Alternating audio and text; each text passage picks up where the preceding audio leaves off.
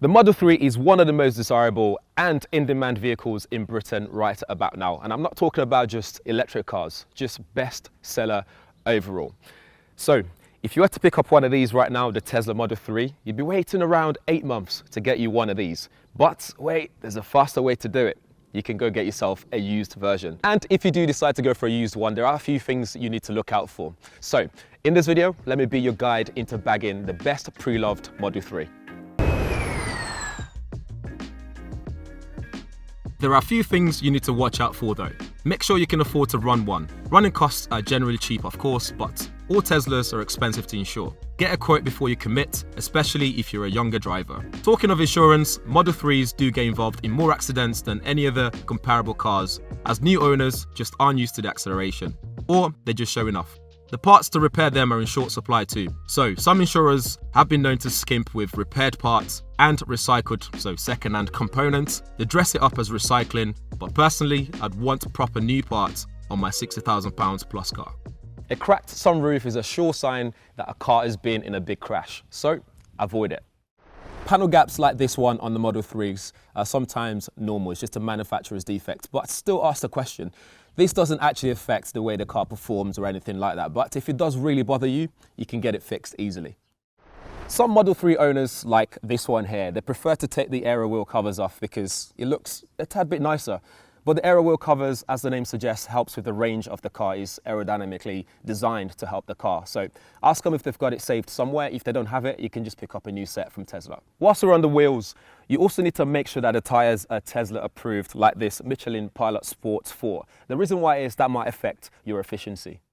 If you've never been inside of a Tesla before, the first thing that you've noticed is the lack of buttons to control things. In fact, the only buttons available are things like the scrolls on the steering wheel and the gear shifter here on the stalk, and even the wiper stalk is not really there. There's a button that you have to press like so, and then once you press that it goes off once, and then you got the option to turn it off here, put it on auto and change the speed or intensity as you wish to do so.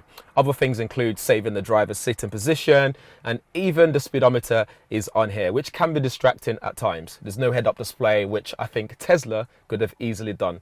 Even the climate control is all here, so you can't easily just reach out and do stuff. You have to press that first, and then it just puts on the last settings, and then you might have to scroll up and then change all the settings, which can become really, really tedious. The Tesla's interior I have a bit of a love-hate relationship with, because some days I like the minimalist vibe, it's very zen in here, and at Electrifying.com we actually do love simplicity sometimes, but in here is lacking a bit of colour and character. In fact, the only thing that's got a bit of character is this 1970s style wood veneer that goes across the dashboard. Apart from that, there's not really a lot going on in here. Maybe next version, Elon, can we get something a bit more tasty? Looking at the interior, if you like to wear your denim jeans all the time, do be wary of getting the white interior because they do stain quite easily and it's a lot harder to clean. Looking on the side of the Model 3, you'll also notice the black door handles, and this indicates this is a post-2021 model, which gives you some cosmetic changes. You also get 2 USB-C ports inside and a USB port inside of the glove compartment, so you can plug in a drive to record your Sentry camera footage. Speaking of post-2021 models, an added bonus is you also get a heat pump, which is way more efficient when it comes to the winter season.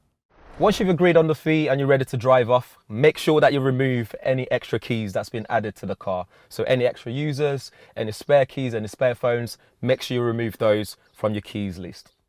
There are a few Model 3s around though, especially in this pearl white option because it was free when it was purchased brand new. So you can afford to be picky. One thing I love about Teslas is the ability to be able to buy extra upgrades. So if your previous owner has bought any upgrades, make sure to transfer that over to you because Tesla are able to turn them off remotely.